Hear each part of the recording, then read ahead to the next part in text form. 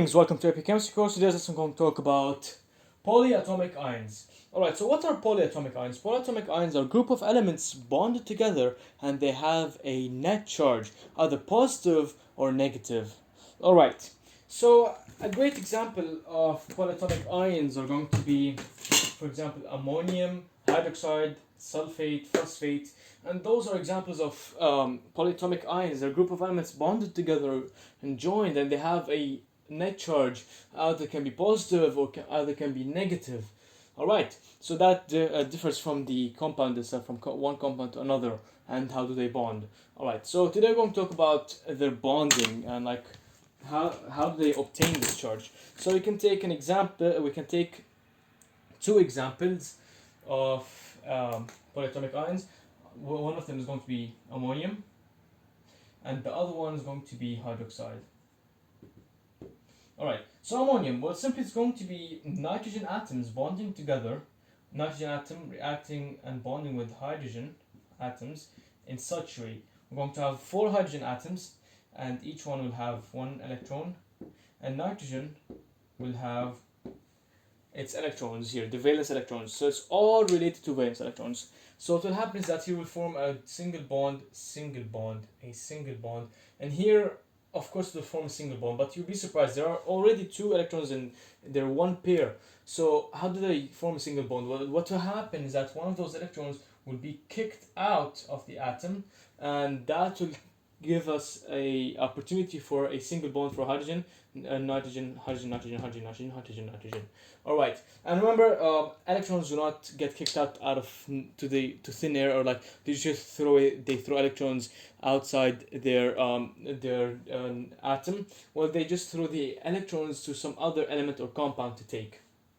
All right, so that will give us now a positive charge because of what happened. Because we threw that electron away to another compound or an element, the positive the charge turned to be positive. All right, that would be a great example. What about the other compound, which is going to be hydroxide? Well, hydroxide is pretty interesting. So we're going to have oxygen atom and hydrogen atoms. This is the valence electron of hydrogen. 1,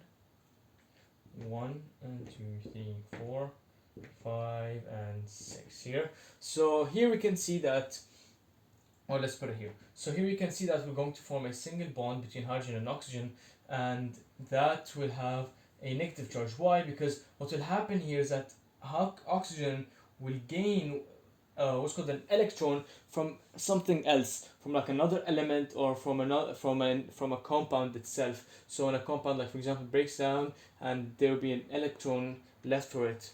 And so that will be an example of hydroxide, why it doesn't have a negative charge. Of course, it will be hard for you to understand, but once I give you examples of bonds between polyatomic ions and elements, then you will understand how it occurs. So let's take an example of, for example, sodium hydroxide. All right, so we're going to have sodium and hydroxide. We'll see why hydroxide has a negative charge. Well, simply sodium won't directly react with hydroxide. Why? Because any polyatomic ion doesn't exist on its own. It should be found in a compound, and this compound will break into this polyatomic ion. So polyatomic ions never exist on their own. All right. So let's see. So in order for sodium to react or to form sodium hydroxide, which is NaOH, it has to react with water. So Na should react with water, and that will just give us sodium hydroxide. Of course, I'll not write the equation. We're not trying to show balancing equations here.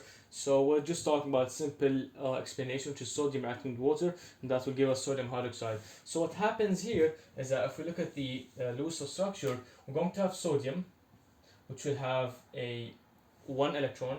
Of course, I'll have to draw it in such way, just so it will be easier for me to explain for you how does that happen. And then we're going to have water.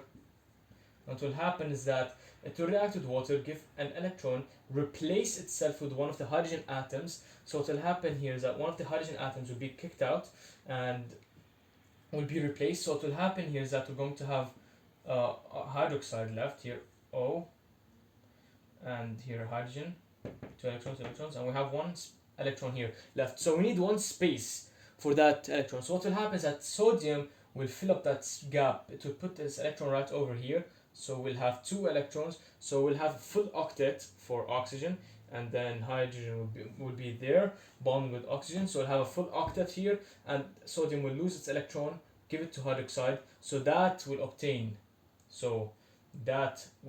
a negative charge, and here to obtain a positive charge, and this will just cause that bond. So we'll have here sodium hydroxide.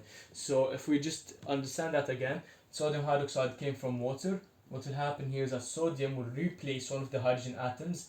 So what will happen is that we're going to be left with O and H, and O needs one more electron because it's missing one electron to have a full octet rule. In order for that to happen, sodium comes, gives its electron, and replaces it with hydrogen's electron, kicks out hydrogen, goes out, and we'll have the sodium hydroxide forming.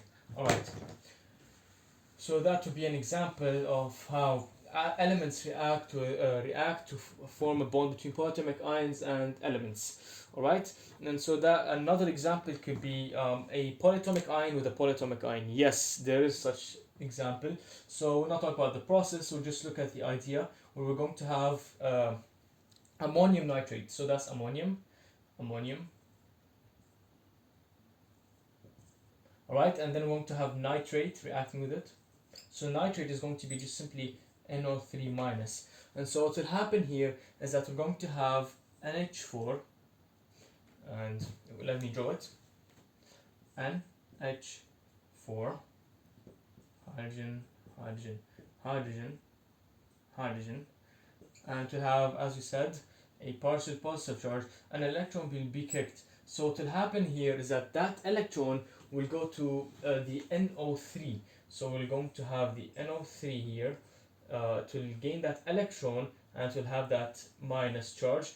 And so what will happen here is that as I said, they should always throw that electron to something else. It won't just go to the environment. So what happened here, as we notice that the electron is just thrown from here and traveled, and it went to nitrate. So nitrate took that electron and formed that bond and created an actual compound, which is ammonium nitrate, found in cool packs that are used in hospitals and like in the nurse office, that they put it on wounds and bumps. Alright, so this is all about our lesson for today about polyatomic ions bonding, and I hope it was useful.